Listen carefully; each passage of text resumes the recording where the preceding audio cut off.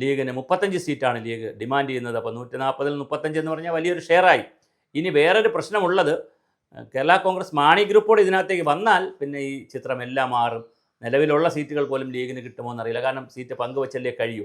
അതുപോലെ തന്നെ RJDയും കൂടെ വന്നാൽ, നമ്മുടെ ശ്രേയാംസ് കുമാറിൻ്റെ MP വീരേന്ദ്രകുമാറിൻ്റെ സംഘവും കൂടി ഇപ്പുറത്തോട്ട് വന്നാൽ ഇത് ചിത്രമാകെ മാറും.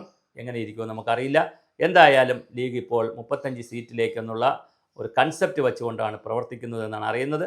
എന്തായാലും നമുക്ക് കാത്തിരുന്ന് കാണാം ലീഗിൻ്റെ രാഷ്ട്രീയം എങ്ങോട്ടാണ് പോകുന്നത്.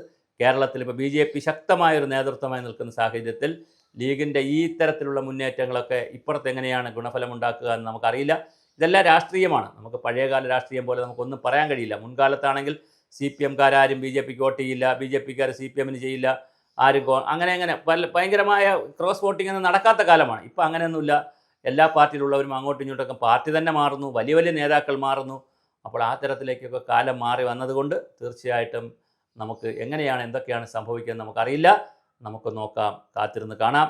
ലീഗിൻ്റെ ബാർഗെയിൻ രാഷ്ട്രീയം വിജയിക്കുമോ, വിലപേശൽ വിജയിക്കുമോ, ഇനി അവർ വിലപേശൽ തയ്യാറെടുത്തിട്ടുണ്ടോ എന്നുള്ളതും ഒരു തർക്ക വിഷയമാണ്.